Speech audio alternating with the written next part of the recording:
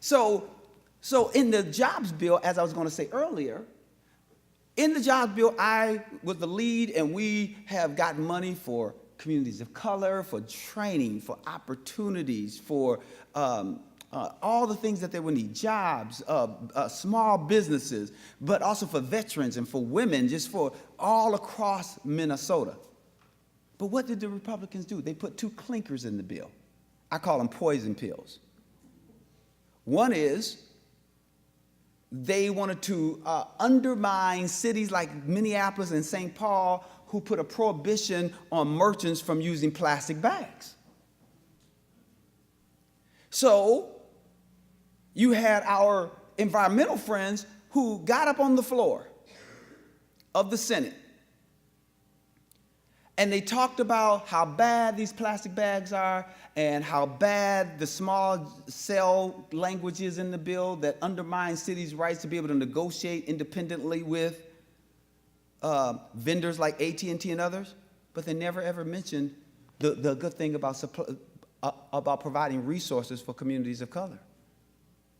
So the only message that was being heard is, you're more interested in plastic bags and not interested in me. Even though I knew that's not what they meant, that's why we have to be very careful, and we must also revisit how these messages are being articulated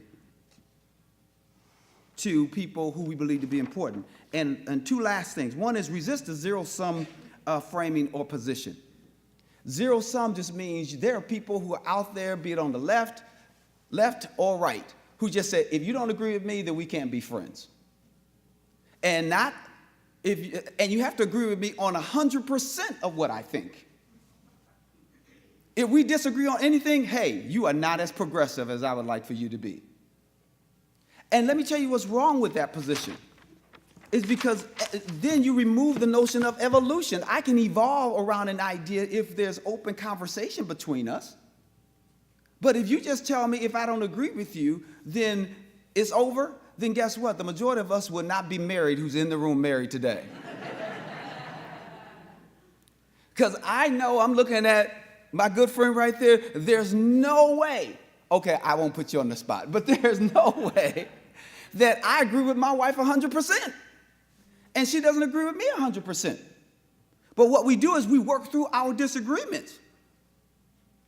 And we look at our disagreements as opportunities for us to visualize that opportunity as an undiscovered agreement.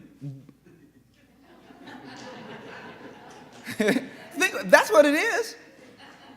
That difference it should be seen as an opportunity for undiscovered agreement. Somewhere in there, I'm going to get my wife to agree with me. It may not work today, but eventually, right? But when we take a zero-sum position, then we alienate each other. We don't have the opportunity to have dialogue with each other. And we can say that around restore the vote, around criminal justice reform, affordable housing, and its impact on education. We have to unify even on issues that may not be your core or your number one priority, but it may be your friends or other communities that you serve. And we must also have, there must also be consistency in our private and public conversations. They must mirror each other.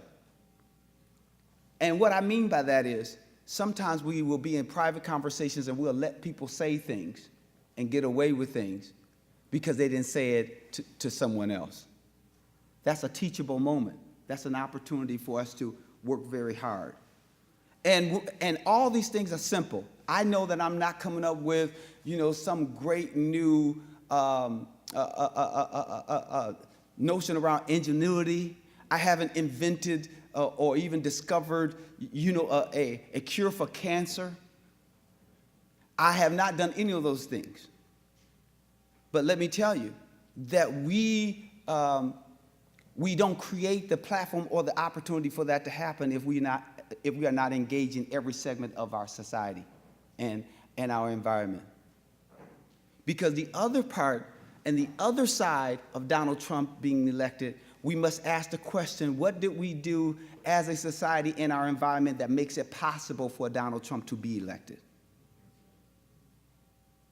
Because to me, that's important. When I have to now get ready to go home, my wife has had to go on a trip, and I have to get out there and try to look at the flowers and plants, I know that if I plant something that our environment in the state of Minnesota will not allow, then it will not come to fruition.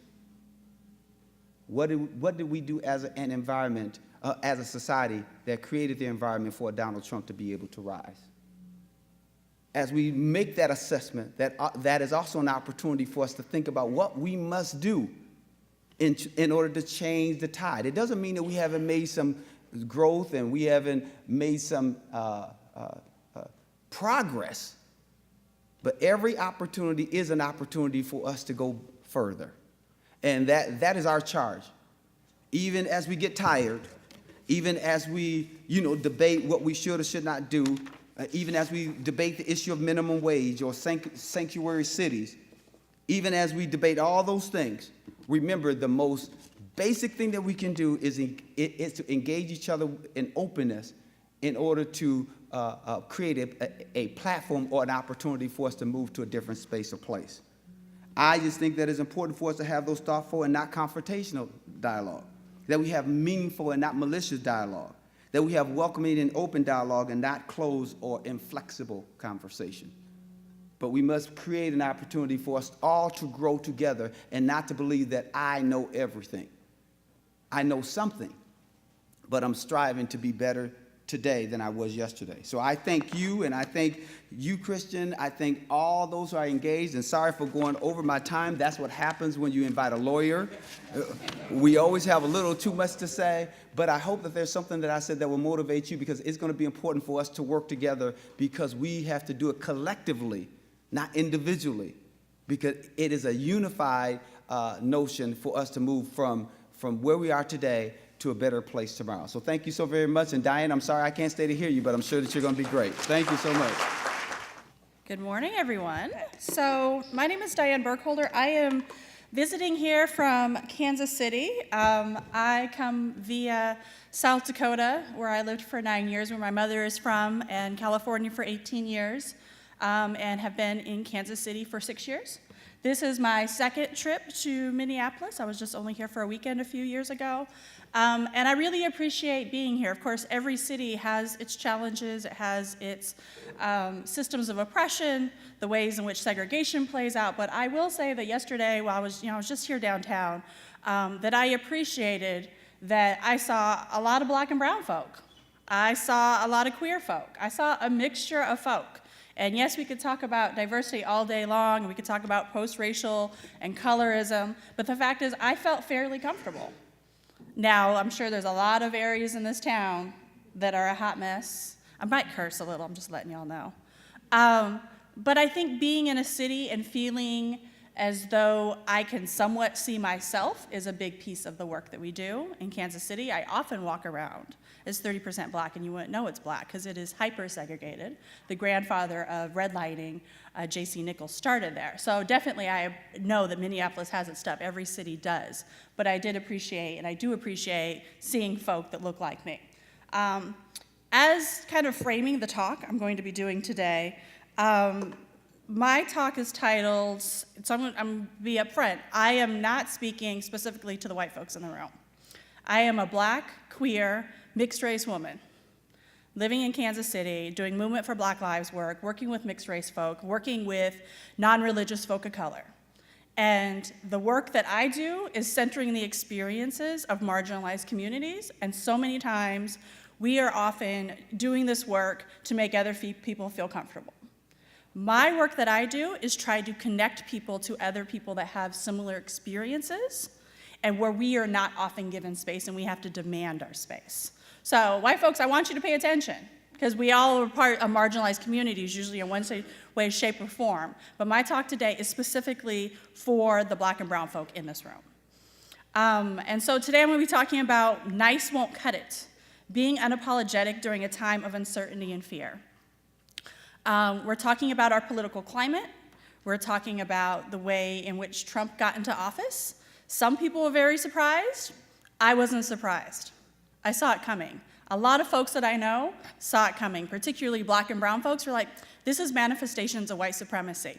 This is unfortunately possibly what this country needs to wake up and realize what folks in this country have been saying for generations. It just reared its ugly head, and now people are like, oh, we're surprised. I woke up and I was like, I kind of saw it. And I think it has mobilized lots of people to get into this movement, but a lot of us are like, where have y'all been? Particularly queer folk, particularly young folk, black and brown folk. Where have folks been all this time? Yes, we're engaged in social justice work, but what does it mean that when it's suddenly in our backyards and folks that didn't feel oppressed otherwise are now suddenly feel oppressed? So, also too, I want to honor that we are talking about Memorial Day, which is a complicated history. How many of y'all know that Memorial Day actually was started by black folk? Charleston, South Carolina, 1865. Black folk saw that Union soldiers were treated and buried in inhumane ways and created a new burial site and marched in the streets, mostly young black kids, and created Memorial Day. And this history has actually it's not around. I didn't know about it until a few years ago. And the Department of Veterans Affairs, who talks about Memorial Day, does not really talk about this history. So the ways in which our histories are erased time and time and time again. So anytime there is a holiday that's happening, I recommend looking into the origins of that holiday, because it is often used as we whitewash our history, and then we also use it like, let's just all be more patriotic. Let's just all come together. And let's just all just buy a Hallmark card and buy flowers, right? Well, how are these holidays actually used? How can we, Desiree's gonna be talking about decolonizing our world, right? How do we go back and look at the history of things? So particularly I wanna talk about the ways in which folk of color in marginalized communities, but internalized racist oppression, if you have not heard of the term, is the ways in which folk of color internalized white supremacy. Internalized racist superiority is the ways in which white supremacy plays out amongst white folk. So just like systems of oppression, like patriarchy, you don't need men upholding patriarchy for patriarchy to go on if women are upholding it as well. Same thing with homophobia. We don't need straight folk holding us down if we have all of our internalized stuff and we don't believe that we deserve the same rights as everybody else. So the ways in which black and brown folks in particular are internalized and used as tokens in this work, I think people are feeling it more now than they did before.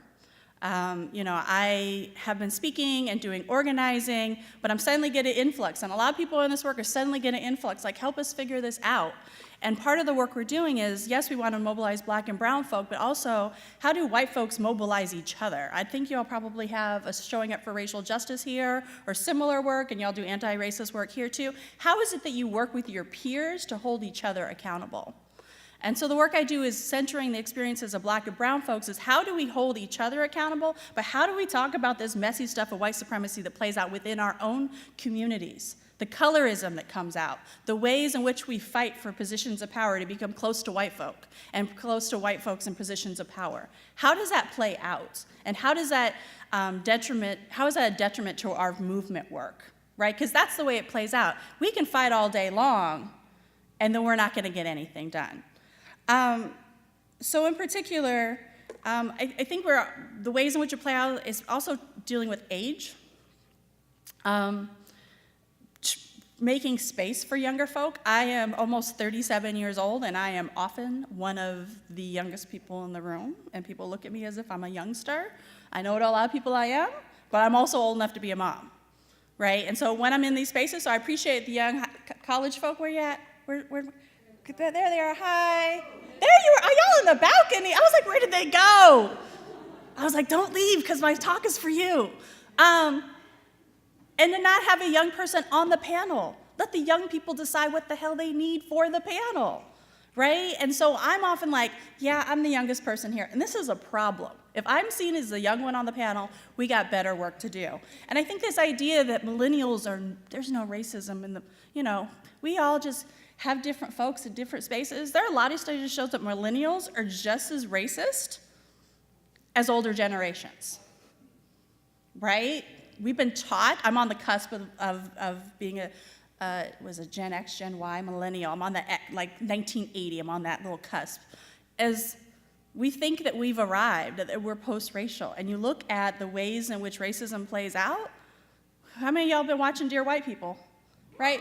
The movie was, we could talk about the movie, but the show, I encourage you to watch the show, right? The ways in which racism plays out in predominantly white institutions is not any different than it was 50, 60, 70 years ago, but it happens in much subtler ways. Just because someone is not wearing a hood or out in the streets or burning a cross does not mean that racism does not exist. And that's the hard thing to pull out. That is the hard thing to name because we don't have statistics. But we have statistics when people leave the campus or don't come back, or there's suddenly uprisings across the country. Those are statistics to show that there is, in fact, a problem. I will say, though, in my opinion, that I believe that younger generations do have more of an openness regarding LGBTQ folk. There is still a lot of homophobia, a lot of transphobia, a lot of biphobia that happens.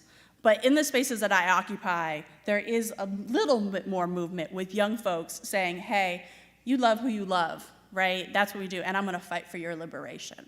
So I will say that, but as far as racism, we have to talk about it with young folk. It's not necessarily something that is new. It just plays out differently. I think the ways in which, for me, that it has played out is I no longer work at nonprofit worlds. I do as a consultant. I left my day job a year ago. I was working at a health clinic. I know this is being recorded, so I won't say their name. I was working at a health clinic, though, that had put spyware on all the computers to watch the video, to videotape your screens as you were at work. And I was like, I think it's time for me to go. When your employer, and most of our employers are spying on us, but when I can't speak up as an activist, because I do grassroots mobilizing, doing police brutality protests, when I can't have a life as an activist at a space that says it's for justice and it's for health equity, and I can't do that, when I'm fearful of losing my job, it's time for me to go. So those of you who are not familiar, I recommend looking into the nonprofit industrial complex. So you probably have heard of it. I recommend reading an anthology written by Insight in, I want to say when was that written? I don't know off the top of my head. 1998. No, it's not that old. 2003, I believe. It's an anthology talking about the ways in which our institutions really perpetuate the systems in which we're trying to fight. And for me, probably about 5 years ago when I heard of that term, and then I started going workshops and talking about the ways internalized oppression plays out within systems, within nonprofits, I had light bulb moments. It's like, I can't do a lot of good within this system, so I have to leave the system.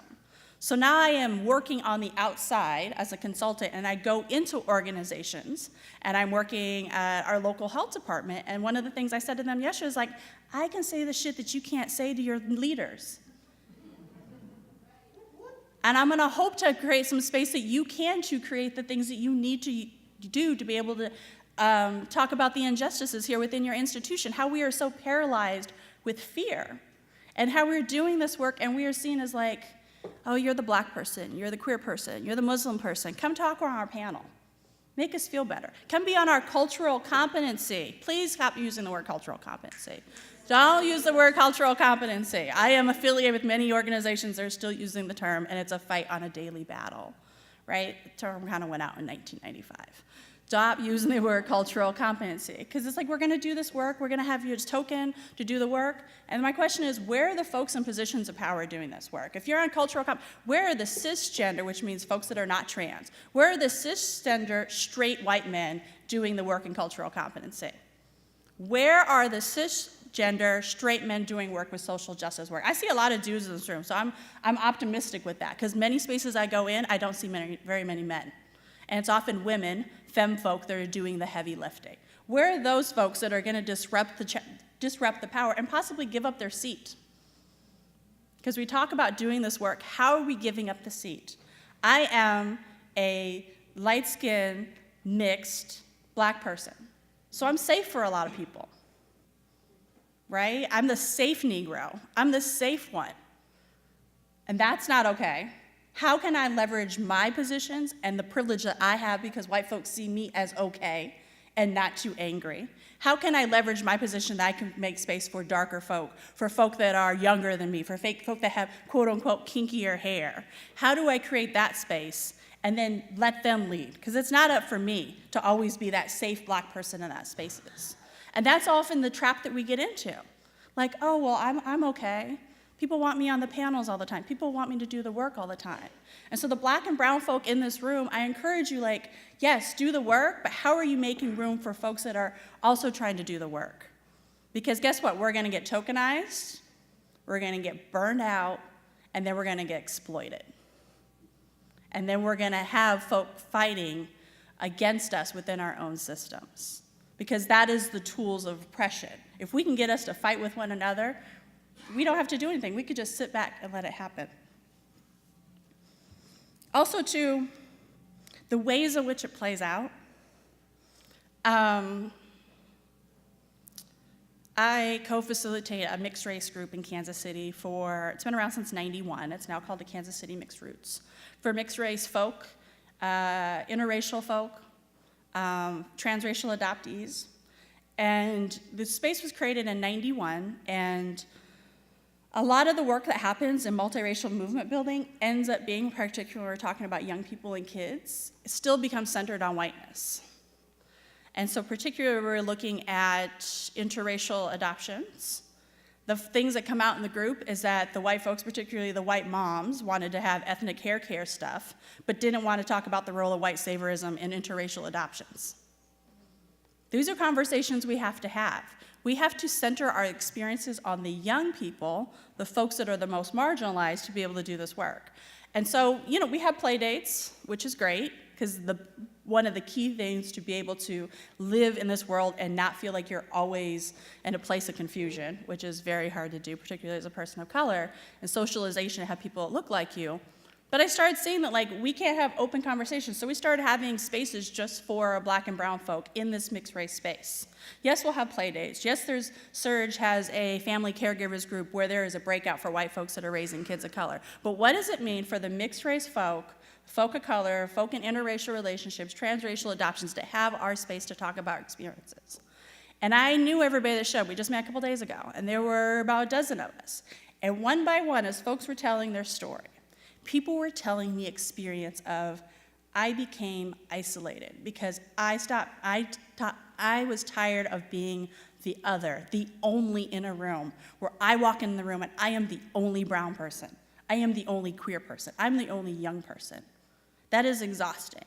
And to have to deal with the microaggressions day in and day out. That's racialized oppression, the ways we shut down, the ways we get tired of being those tokens. I heard time and time, and so this was echoing. And folks feel bad about it. I was anxious. I was depressed. I am with partners that don't really uplift my humanity, or they say really problematic things, and I feel scared to check them on it.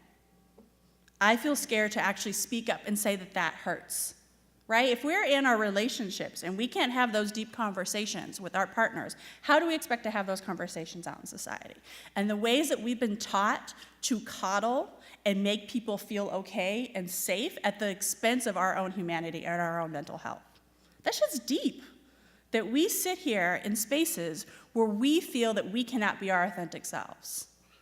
And so not only having a space to uplift and connect people, because what happens is we isolate and we stay in our bubble and we have one or two friends, and then that's it.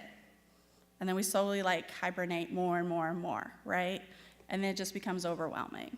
So for the folks of color particular in this room, if you are finding that you are in that space, I recommend creating community. I moved to Kansas City. I had a hard time finding people. I was tapping people on the shoulder. Can you tell me where the kind of queer, atheists, kind of brown people were? And he's like, I'm moving in 3 weeks. And I was like, damn, what am I gonna do? Right? But I kept meeting people over and over that were from Kansas City and transplants. They're like, I don't have community. I don't have people where I can be my authentic selves. I might have folk that I went to high school with, that I went to church with. I'm not religious anymore, so they were in that community, right? Where can I go? And so I just started putting pieces together, like you meet you, you meet you, you meet you. It's really small, right? Put people together that have like-minded interests. And so particularly if you're within a marginalized community and you have a similar experience, connect other people together. And connect other people together. Have people at your home. Go out for a happy hour. Go to an event, right? I helped create like a women of color play date, right? Where their kids were all mixed and I was like, I don't have a kid, I'm gonna go be with y'all. But all these women I was finding were in these spaces with these play dates, and then they were with white moms that were saying all these really, really messed up things. They're like, I can't deal with this. I don't want my kids in these spaces. Right? And not that that is a bad thing to have mixed race spaces, but what does it mean to do something that is for us and by us? Because we are often taught so many times, let's not piss off massa.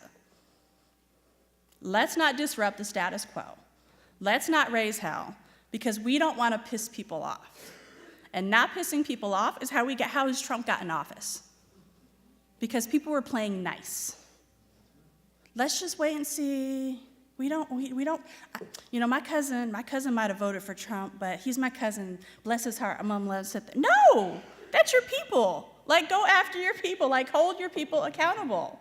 It's not speaking up and not standing up and not saying, hell no, we're not gonna take this, that Trump got into office. And now people are finally up in arms. What can we do next? That's always, what can we do next? Like I said, create spaces for folks that look like you. That's it sounds really, really easy. It's really, really hard. If you have affinity groups, whether it's queer, whether it's young, whether it's folk of color, be unapologetic in who is in that group. Because if you're going to be an accomplice and not an ally in the work, you're not going to insert yourself in a space that's not for you. I facilitate the Kansas City Free Thinkers of Color. We are all black and brown people. We have white folks that try to join all the time. I want to support, great, give money. Bring other black and brown people here, because we have about 12 free thinker organizations in Kansas City, and you go to them, and there's very few folk of color. There's lots of spaces for white folk, there's lots of spaces for multiracial movement building, but there's spaces where you just need to be yourself. And even if you are not a part of that community, and you are not speaking in that space, your very presence is power. And if you get upset that someone asks you to not be a part of that space, ask yourself, what's really the bigger issue? Is it really helping create space for other folk, or is it your ego of, I really want to be here. I really need to help.